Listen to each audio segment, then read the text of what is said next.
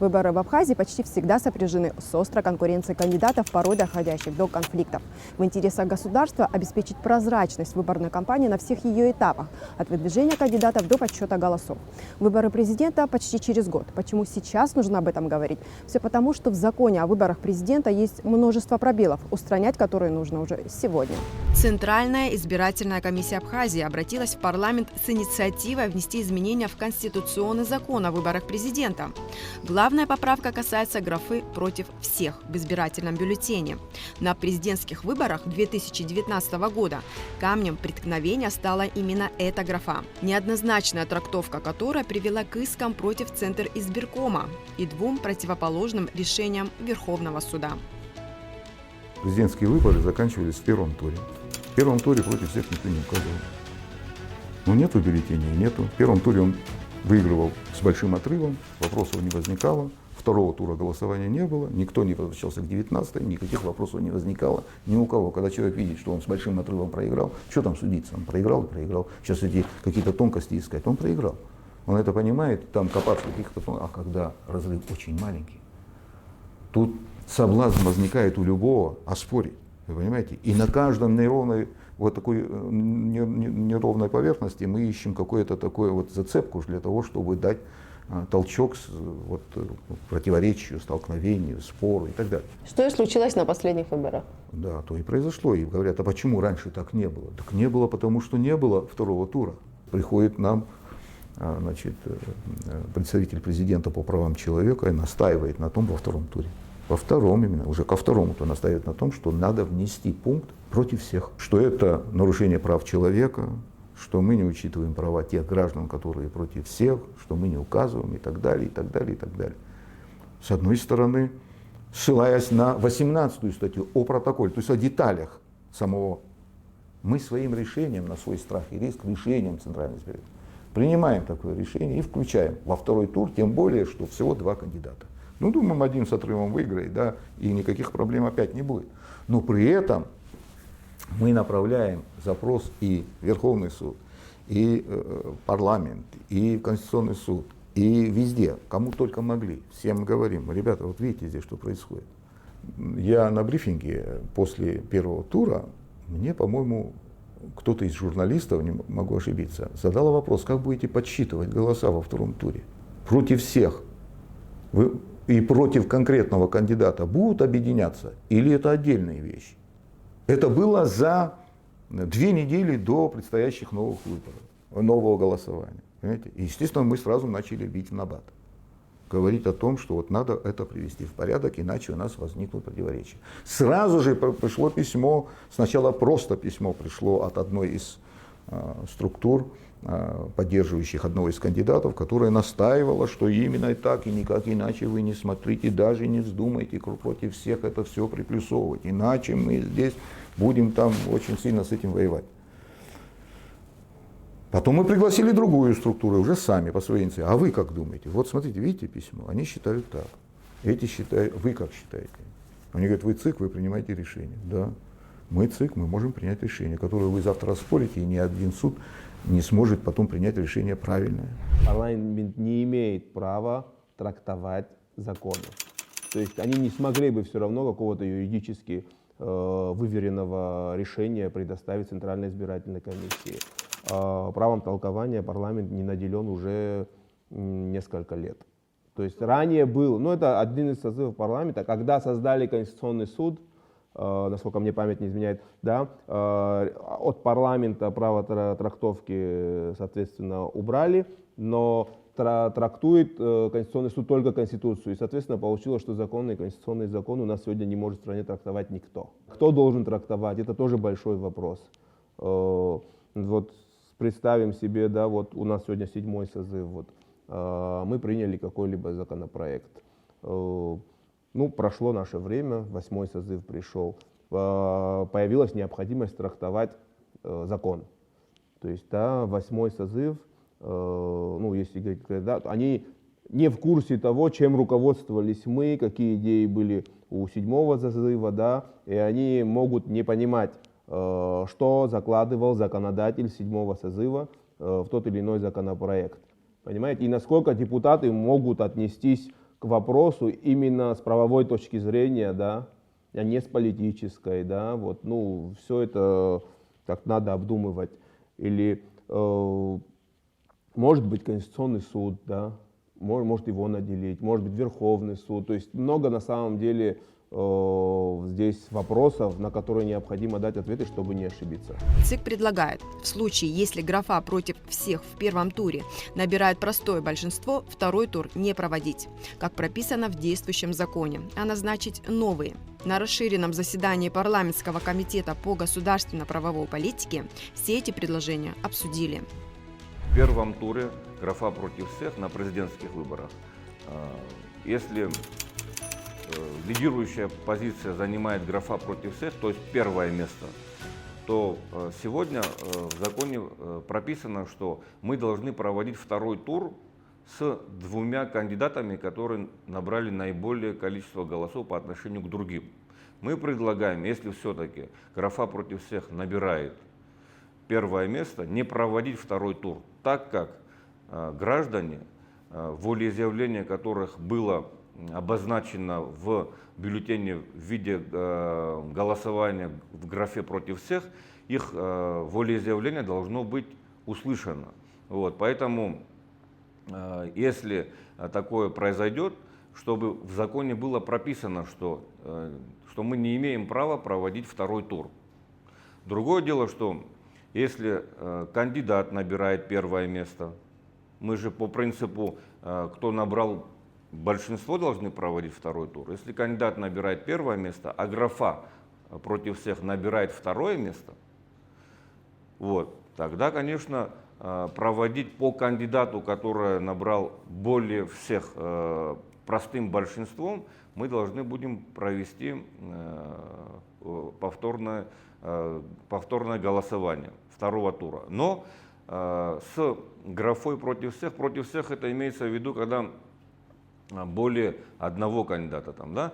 То есть не против всех, а за против. Если один кандидат остается, мы предлагаем внести изменения, чтобы один кандидат и было такое понятие в бюллетене за против, как на референдуме.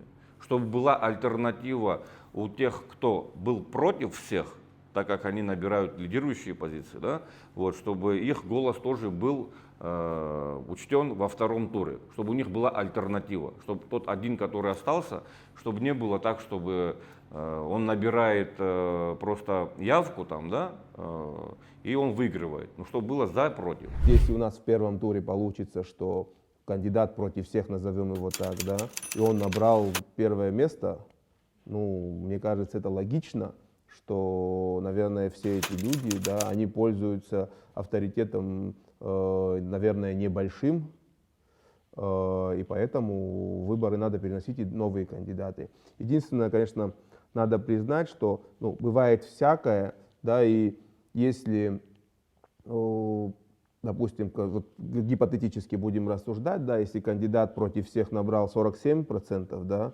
и какой-либо из кандидатов других набрал 46%, да, ну, насколько это справедливо по отношению к нему? То есть, да, если любой из кандидатов, который набирает 46% в первом туре, он как минимум претендует на то, чтобы действительно участвовать и в повторных выборах тоже. Порог явки – это минимальный процент граждан, которые должны прийти на выборы и проголосовать. В первом туре выборы признаются состоявшимися при 50% явке избирателей. По мнению председателя ЦИК, порог явки во втором туре нужно увеличить с 25 до 35%. Важнейшие политические вопросы должны происходить с участием большего количества граждан. Кандидаты, которые претендуют на пост главы государства, они избираются всей страной, и хотя бы, чтобы 1/3 присутствовала на выборах, мы вот предложили на 10% увеличить порог явки. Что касается мировой практике некоторые страны, наоборот, порог явки убирают, но учитывая, что у нас актуальность к выборам она повышенная, я считаю, что это имеет место быть для того, чтобы все-таки закрепить это на законодательном уровне. На мой взгляд, немножко дискуссионная тема. Я говорю здесь не столько о своих аргументах, а, наверное, в целом вообще о депутатском корпусе. Но кто-то считает, что 25 вполне достаточно. Опять же, это не касается выборов президента. Я больше говорю даже о своем личном опыте. Так получилось, что когда я баллотировался в своем округе, я баллотировался один. Да, у меня была такая ситуация, что самой главной задачей, наверное, у меня было просто собрать людей на самом деле, чтобы люди пришли и проголосовали. Ну, хотя в практике нашей неизвестны случаи, когда на выборы президента пришло менее 35%, да, обычно всегда за 50%. Но насколько это нужно, время покажет, в результате обсуждений придем к какому-то выводу.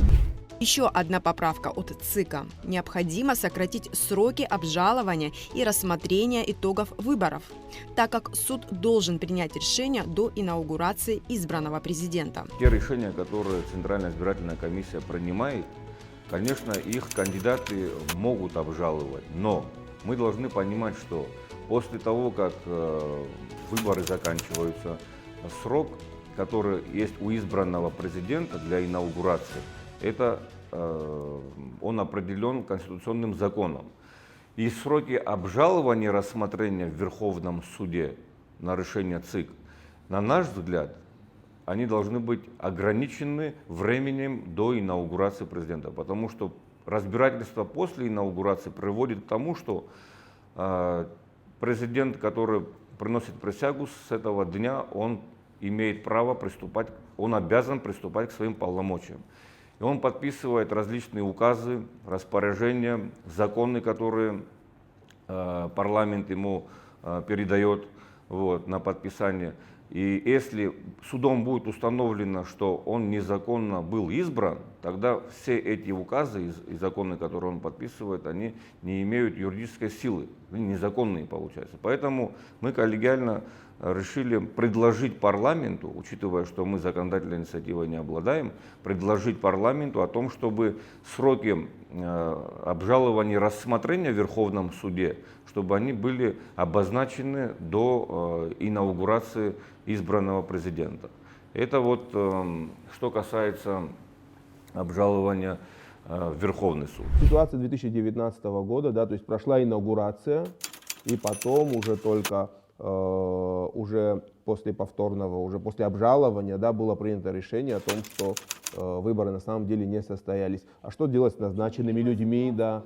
Что делать с назначенными людьми, что делать с указами, что делать с законами, которые подписал президент. То есть создается такой большой ворох проблем юридического характера, и непонятно на самом деле, как из этого выходить, и споры возникают о правомочности того или иного решения. Поэтому в этом плане решили вернуть старую редакцию, когда рассматривается единожды Верховным судом, для того, чтобы ко времени инаугурации все вопросы должны быть сняты. Впрочем, проблем немало и с другими статьями закона, говорит Томас Гогия.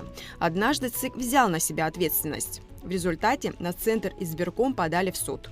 Закон надо полностью менять. Все другое – латание дыр, убежден Томас Гогия. Сложно проводить выборы по закону, который написан на основе российского закона о выборах президента 1994 года. Ныне существующий закон – это аналог закона Российской Федерации 1994 года, который был переработан, но за это время Российская Федерация уже, по-моему, трижды, если не больше, полностью заменила свое выборное законодательство. Мало того, я вам скажу, каждая новая, даже последняя редакция законодательства Российской Федерации, выборное законодательство, на очень огромное количество поправок уже в ходе практико-применительной деятельности, огромное количество поправок было внесено. То есть адаптация в любом случае должна происходить.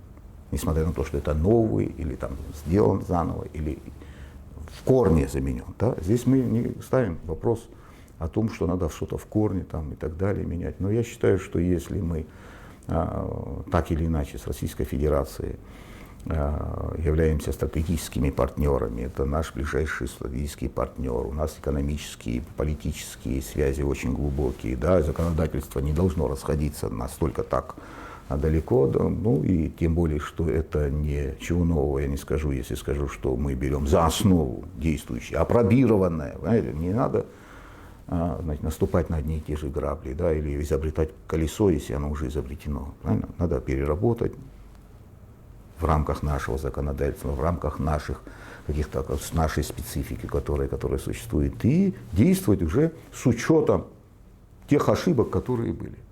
На мой взгляд, все-таки надо идти именно, пусть так это и прозвучит, но по этому пути латанию дыр. Мы увидели болячки, мы увидели больные места, слабые места, да, и мы должны исправлять их для того, чтобы сделать какой-то выверенный закон уже со временем. Знаете, ну, там, Конституция США, там, да, сколько поправок там засветил. То есть надо дорабатывать. Я не сторонник того, чтобы какой-то новый закон о выборах мы сейчас принимали. Учитывая, что Центральная избирательная комиссия, да, это такое профильная, скажем так, организация, которая специалистов, которые занимаются этими вопросами, мне кажется, все-таки, наверное, им необходимо прежде всего разрабатывать данные проекты. С учетом своего опыта и ошибок прошлый созыв ЦИКа подготовил пакет поправок в выборное законодательство и направил в парламент. Предложения требуют экспертного обсуждения и оценки. Времени на это не так много. Есть перечень вопросов, которые мы официально направляли в парламент. Это порядка 21 замечания по пунктам каждой из статей, которые вступали в противоречие не только закона о выборах, но и нашего, значит, административного законодательства. Мы направляем, потому что как следствие в административном кодексе тоже существует противоречие. Мы направили и туда, хотя при том, что они обладают таким правом, судебная власть, законодательной инициативой, но никто не пошевелился. Знаете, какой был аргумент? Да, если материал попадет, мы будем рассматривать, а если мы примем какое-то решение, вы в любом случае являетесь, вы руководствуетесь конституционным законом, а конституционный закон имеет верховенство даже над законом, по которому они принимали решение. И вы же выиграете. Ну зачем доводить до суда? Да? Если надо изменить. Есть в административном праве есть статьи нарушений, предусмотренных в административном, по которым у нас вообще в законодательстве ничего не сказано. Понимаете? Есть прямая переписка российского законодательства, да, там, о территориальных избирательных каких-то комиссиях и так далее. Маразм переписан с ошибками, и он до сих пор существует там. Придя новому составу, было проще в самом начале поднять этот вопрос и всем пакетом переработать. Создать определенную комиссию из всех заинтересованных структур. А кто у нас? Это политические партии, это общественные организации, это и парламент наш, и администрация президента. Если это было там в 6-м созыве, в 5-м созыве, вполне возможно, просто сейчас его уже на руках нету, и ну, не надо как бы ждать, можно прислать еще раз. То есть для того, чтобы мы проводили работу дальше. На прошлых выборах уперлись в статью 19 о повторном голосовании. Тогда пришлось испытать все прелести несовершенства в законе. В какую статью упремся на следующих, никто не знает, предупреждает Амазгогия. Внести ясность в выборное законодательство необходимо. Как пример, в 16 статье закона о выборах президента, где расписано содержание избирательного бюллетеня, даже не упоминается графа «против всех». В 17 статье и в последующих статьях говорится об этом пункте. Нынешний состав Центральной избирательной комиссии, вы знаете, довольно-таки опытный, неопытный, как вам сказать, профессиональных людей очень много там. Им все эти проблемы известны, и они все это прекрасно понимают. И сам факт, что они опять же возвращаются к данной проблеме, мы что же начинали не сразу со всего закона, чтобы его изменить, поменять и так далее. Но когда мы уткнулись сначала в одну, потом дальше смотрим, повезло, проскочили эту проблему, просто повезло. Потом повезло, проскочили другую. Повезло, третью, а потом бах, и уперлись где-то. И мы думаем, что это самая большая. Нет, мы просто в нее уперлись. Сейчас пытаемся этот камень с дороги убрать. Но мы не говорим о том, что мы проскочили другие валуны. В межвыборный период в ЦИКе ведется рутина, работа в том числе по обновлению списков избирателей. Сложности возникают, когда родственники не своевременно регистрируют или вовсе не регистрируют факт смерти члена семьи, говорит Дмитрий Маршан. По поводу обновления базы данных избирателей мы обращаемся в Министерство внутренних дел, которое ведет учет по всей республике, учет совершеннолетних граждан, потому что право голоса имеет гражданин, которого уже достиг 18-летнего возраста, то есть совершеннолетия. И нам каждые 3 месяца присылают новую базу данных, и мы обновляем списки. С совершеннолетними не так сложно их учет ввести, потому что все-таки это единая база по всей республике. Другое дело, что проблема, я как вижу, со списками умерших. Дело в том, что когда те или иные граждане они умирают, то родственники должны брать справку в органах, в подразделении Министерства юстиции, чтобы им выдали свидетельство о смерти. Вот. И когда родственники, родные, близкие не обращаются, то по звонку мы вычеркивать того или иного гражданина не можем. Мы обращаемся в Министерство юстиции, и Министерство юстиции нам выдает список тех, кому они в свое время выдали через свои подразделения свидетельство о смерти. И только по этим спискам мы можем обновлять базу данных. Вот. И если этих свидетельств нет в базе данных Министерства юстиции, то мы на свое усмотрение их удалять из базы не можем.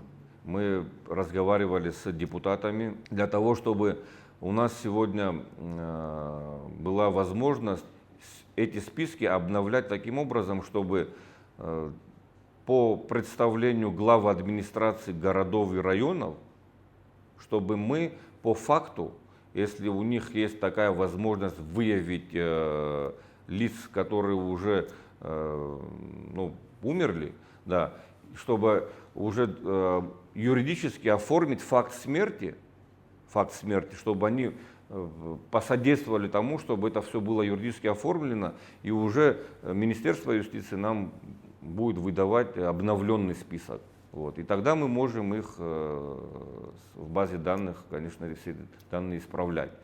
Другое дело, что были некоторые случаи, когда по звонкам, это единичные случаи были, но по звонкам, когда со списка убирали, а человек на самом деле он без вести пропавший был, потом появляется и говорит, что я в принципе живой, почему у меня нет списка. Ну тогда такие лица попадают в доп. Список. Вот. В дополнительных списках им по месту прописки мы обязаны им предоставить возможность проголосовать. Без знания государственного языка претендента на пост президента Абхазии не зарегистрируют. Был прецедент, когда по этой причине кандидат сошел с дистанции. Тут важно понимать, условия проведения экзаменов принимают члены лингвистической комиссии из числа ученых. Центральная избирательная комиссия уполномочена обращаться в комитет по языковой политике. Можно и в АБНИ, и в АГУ обращаться. Ну, по практике в основном обращаются в комитет по языковой политике. Ну и в Абхазский государственный университет. И комитет, и университет, они предоставляют список тех, кого они хотели бы видеть в комиссии. Вот. Дальше уже из этих лиц, которых нам предоставляют, комиссия решает примерно в пределах 5 человек, утверждает этот список. Вот. И уже правила, по которым они будут принимать экзамен, уже решает сама комиссия, которая уполномочена дальше принимать экзамен на владение государственным языком. Кстати, по поводу экзамена хотел бы отметить, что предыдущий состав парламента практически на последних сессиях мы уже проводили выборы в 2022 году, парламентские выборы. То есть на эти парламентские выборы эти поправки, которые они внесли на предпоследней сессии, мы уже ими пользоваться не могли, потому что они на парламентские выборы внесли такие поправки, где кандидаты в депутаты обязаны сдавать экзамен на владение государственным абхазским языком и на владение русского языка, и чтобы они имели высшее образование. Вот эти поправки, они перед тем, как у них срок заканчивался, они эти поправки в закон внесли. И они вступают в силу в 2027 году. Ну, сколько раз там нарушали, вы знаете? Что Ну, нарушили? скажем, вот в законе прописано, что по положению прописано о том, что проходит лингвистическая комиссия независимая, она приходит, она в Центральной избирательной комиссии, она проводит, выясняет, выявляет, определяет порядок, все правильно. И каждый раз, вот ты 10 раз иди, ты 10 раз должен сдавать. Но мы же приняли решение, что раз он сдавал кто-то уже, мы знаем, что он знает, и теперь не надо. Мы же отошли от той нормы, отошли. В силу политических обстоятельств. А по такому вопросу в 2004 году у нас была очень сильная проблема по этому же вопросу. Чтобы попасть в избирательный бюллетень, кандидату на высший государственный пост нужно представить в ЦИК свою биографию, декларацию о доходах, обязательно справки из наркологического и психдиспансера. В случае сомнений, как ЦИК проверяет достоверность сведений. Мы имеем право обращаться в налоговые органы, мы имеем право обращаться в Национальный банк, вот, для того, чтобы те или иные сомнения мы могли подтвердить, они обоснованы или нет.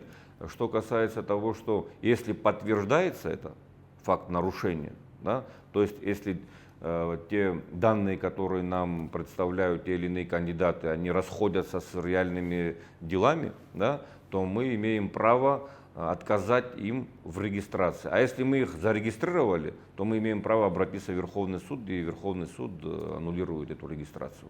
На прошлых выборах депутатских 2022 года мы обращались по некоторым лицам, мы обращались дополнительно в психдиспансер и в наркодиспансер для того, чтобы эти справки все-таки, они подлинные или нет, уточнить. Вот. Но по тем критериям, по которым они судят, никаких отклонений ни у кого не были. Там же тоже комиссия проверяет. По этой части, опять же, вот вы подняли тот же вопрос проблематику нашего законодательства, где ничего не прописано. Понимаете? Мы же не задаем этот вопрос никому. Вроде безболезненная такая тема, да, вот человек там написал чего-то, а как я его проверю? Как? Кому обращаться? Где это написано? Специализированные органы? Ну, кому? Обращаемся в МВД, они говорят, мы располагаем. Сведения об имуществе. Что, декларацию кто-то заполняет? А если заполняет, кто ее проверяет? Кто-то ее проверяет, он ее должен нам дать справочку, что да, декларация дана и так далее. Мы тогда должны кого-то заподозрить, отправить, они нам должны представление написать, что у нас нет таких сведений. Где у него за рубежом имущество? Кто нам даст такую информацию? Если он сам добровольно ее не даст. Или мы каким образом с Российской Федерацией должны взаимодействовать, чтобы они нам его подноготную, допустим, у нас двойное гражданство у людей. И имущество находится и на той стороне тоже огромное количество. Есть у нас какие-то такие вот законодательные или общегосударственные нормативные документы, которые каким-то образом регулируют этот вопрос? Нет. Почему я говорю, что, знаете, вот латание дыр, это всего лишь латание дыр, это снятие сиюминутной проблемы. Нам кажется, что мы вот сейчас вот этот вопрос решим, и у нас проблем не будет. Нет, каждым предстоящим выбором парламент начинает вносить какие-то поправки. И зачастую одна поправка противоречит другой. Вот резко принимались поправки и в 2016 году, когда поправка принесла свою проблему. Кандидаты с погашенной судимостью могут идти на выборы. Это прописано в законе. Но ничего не сказано, можно ли допускать к регистрации тех, кто отбывал сроки по тяжким уголовным статьям. Есть о чем задуматься. Мы сталкивались в 2022 году с такими кандидатами, которые претендовали на пост депутата Народного собрания с судимостью, но у них она была погашена, поэтому мы не имели права им отказывать в регистрации. Поэтому в законе прописано, что если эта судимость погашена, то для них это не препятствие. Вот. Мое личное мнение, особо тяжкие преступления, по которым те или иные лица отбывали в свое время наказание и были осуждены, таких лиц допускать к выборному процессу на пост главы государства или на пост депутата парламента, то я считаю, что их допускать нельзя. У тех, как минимум, у тех, у кого были тяжкие преступления, по которым судом было установлено, что они виновные. Пока Абхазии недоступны современные способы голосования через электронную систему, онлайн-голосование. Но установить систему видеонаблюдения за работой на всех участках государству вполне по силам, на что и рассчитывают члены ЦИК. Самое главное, чтобы мы путем наблюдателей, доверенных лиц от кандидатов, чтобы та система, которая у нас сегодня есть, чтобы мы максимально смогли сделать прозрачной. И мы сейчас ведем переговоры для того, чтобы на участках и на округах, чтобы были установлены камеры. Вот. И если это по всей республике мы сможем воплотить, и чтобы это было единым правилом, то это, конечно, и для Центральной избирательной комиссии, и для всех заинтересованных в чистых выборах, да, я думаю, что это была бы большой, скажем так, поддержкой для нас и возможностью, чтобы, если вдруг какие-то будут жалобы, чтобы мы могли это все на камере установить. Когда говорят об видеонаблюдении на участках, ну, вы понимаете, когда вы способны сделать видеонаблюдение на всех участках, без исключения, тогда повод для скандала может быть и не быть. Хотя это не есть факт. У нас просили у входа поставить человека с камерой, чтобы он весь день снимал, кто пришел на выборы. О чем это говорит?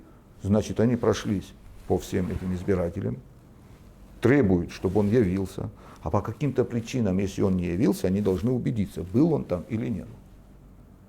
В чем интерес его? Это право граждан быть там или не быть, голосовать, прийти на выборы или нет. Нет, один из кандидатов требует, вот я поставлю камеру у входа, я же не мешаю, я же не внутри, а вот тут у входа. И будет человек, специально нанятый человек, будет снимать всех, кто туда заходит. То есть это тоже должно быть прописано в законе? Ну, конечно, оно должно быть определено, или это можно, или этого нельзя. Голосование за рубежом нужно отменить. Такое предложение поступило в парламентский комитет по государственно-правовой политике от депутата Резу Зантария.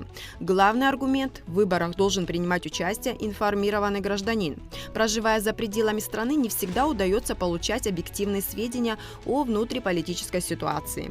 Тема целесообразности голосования за пределами Абхазии не нова. На прошлых президентских выборах ее тоже поднимали. Мы маленькая страна, а количество голосующих достаточно мало. И на президентские выборы решает не только там 1000 человек и 2000, а решает один голос, который легко можно манипулировать вправо и влево. Я говорю то, что за 30 лет мы увидели. И общество желает следующее.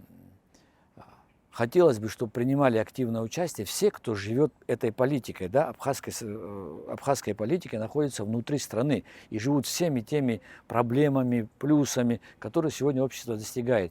И если мы говорим, зачастую обсуждают, что те люди, которые сегодня пытаются за пределами страны голосовать за наши действия, оказалось их, как мнение, да, немало бывают, они, да, граждане нашей страны.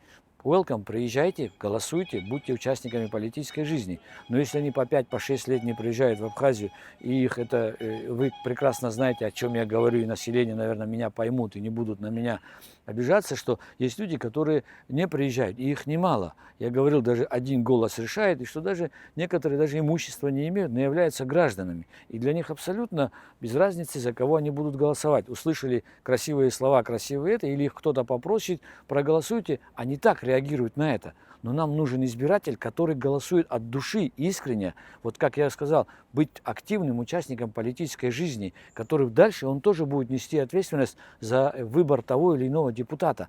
Так хотелось бы подобрать. И этот закон не означает, что моя инициатива будет принята. Она, скорее всего, будет как-то корректироваться или хотя бы даже просто будет озвучена, уже даст возможность другим задуматься, надо, не надо, и что такой вопрос хотя бы встал. Вот я бы хотел это показать сегодня обществу, что не обязательно я там фанатично к этому отношусь. Я хочу поделиться своим мнением с другими общественниками и посмотреть, какова будет реакция. Может быть, я абсолютно прав, а может быть, я еще не совсем абсолютно прав, и общество к этому не готово. Резу Зантари убежден, его предложение не должно обидеть многочисленную диаспору в Турции. Все желающие принять участие в выборах могут приехать и сделать это в Абхазии.